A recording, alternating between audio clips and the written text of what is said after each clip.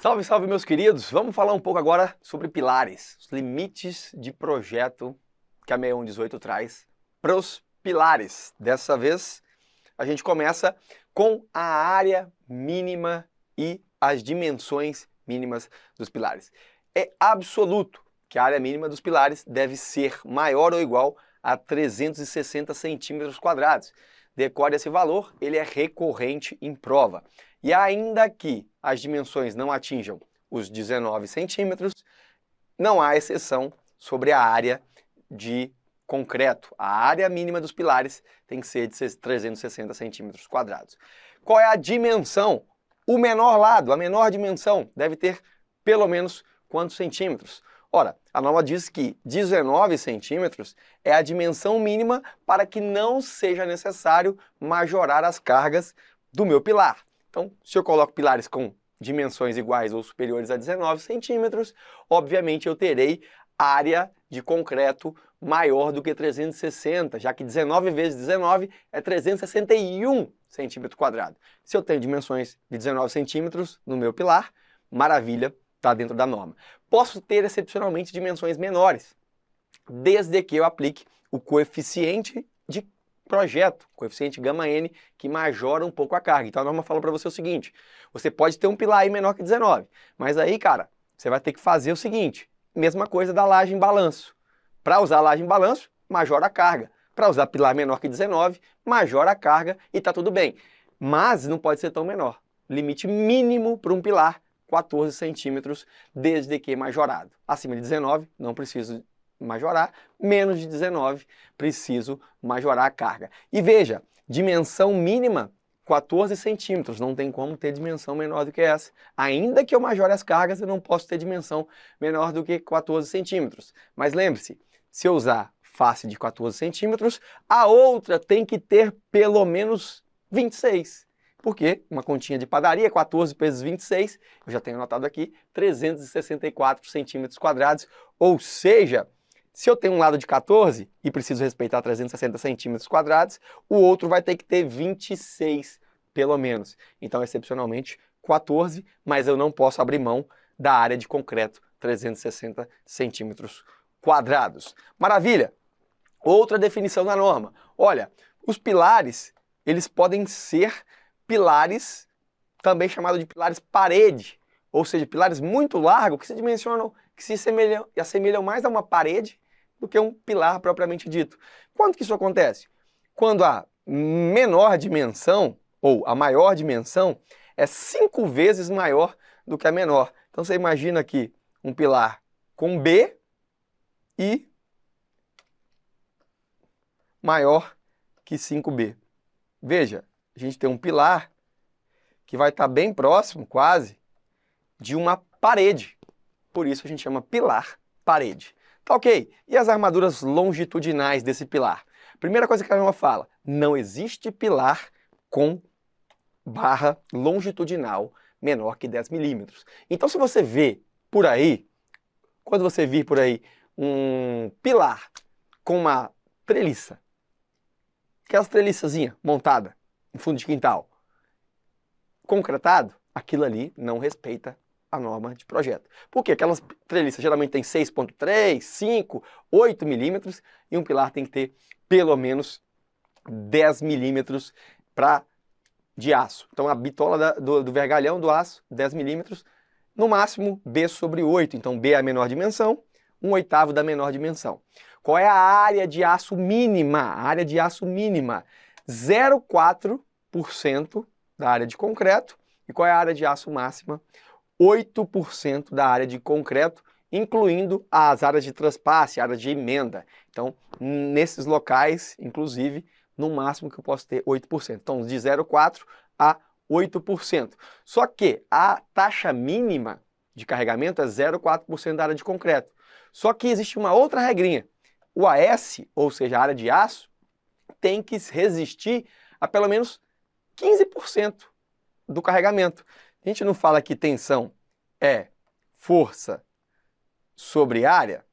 Ora, significa que a área tem que ser igual a carga sobre a tensão. Se eu falo que é a área do aço, eu falo que é a tensão, o carregamento do aço sobre a resistência do aço, a tensão resistida pelo aço.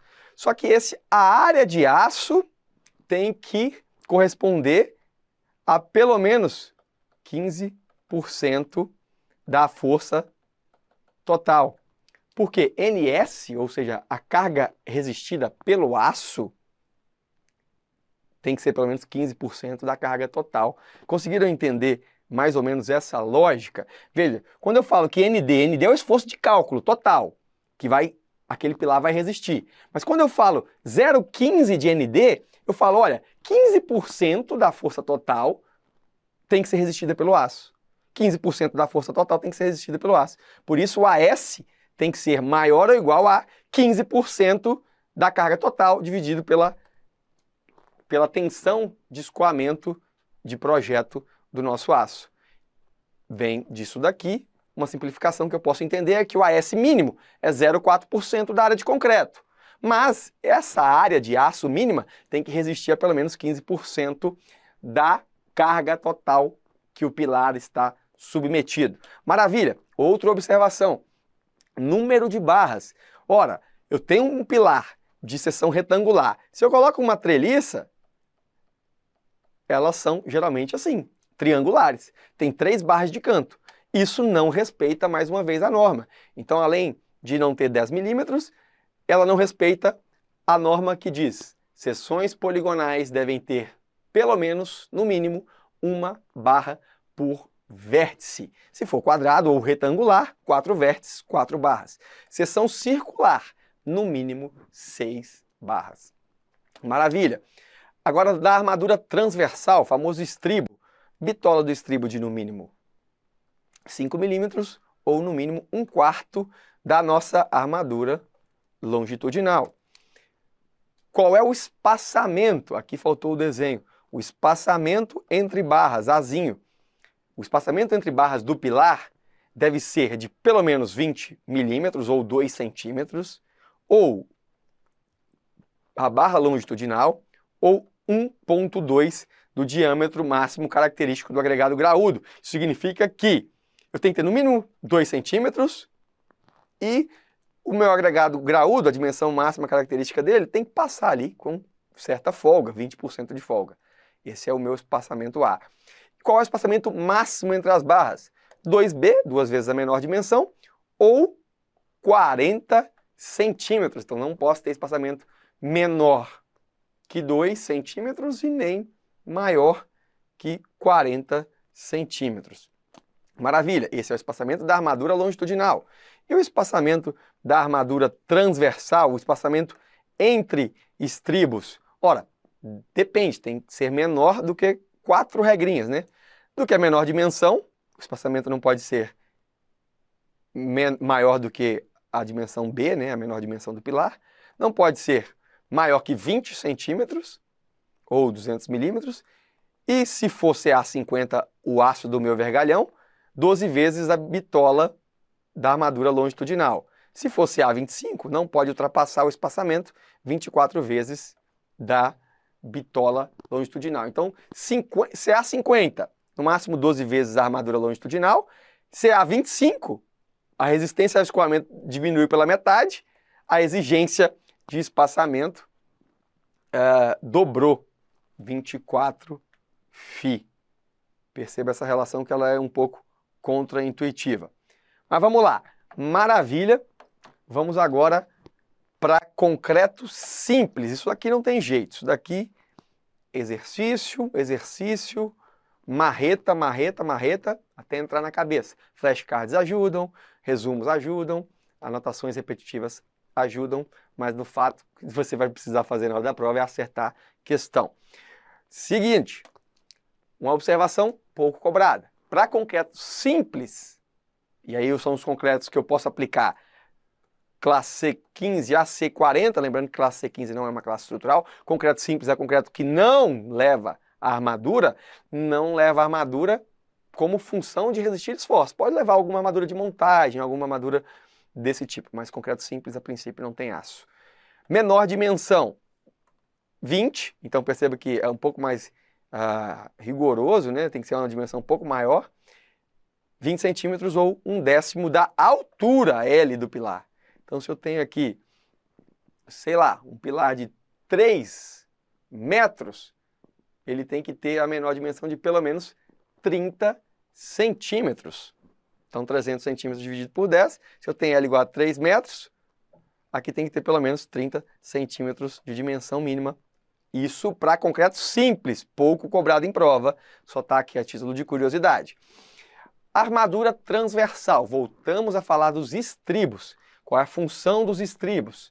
Nos pilares. Primeiro, garante o posicionamento da armadura longitudinal. Ela fica amarrada ali naqueles estribos, garantindo inclusive o cobrimento adequado. Junto com os espaçadores, os estribos ajudam a manutenção da seção das armaduras longitudinais. Impedem a flambagem. Se a barra longitudinal do concreto, as barras, quando o concreto é carregado, elas estão na extremidade, elas tendem a estourar, flambar, porque são muito esbeltas, pequena seção, grande comprimento. O que o estribo faz?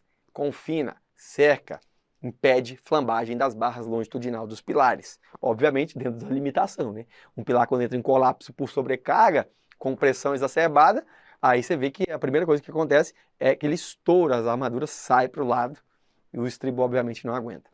Garante costura nas emendas. A região de emenda, ele ajuda na costura daquela região. Os estribos poligonais, né, que formam formas poligonais, que são os comuns, eles vão servir para proteger contra a flambagem as barras de canto. Então aqui eu estou passando um estribo, ó.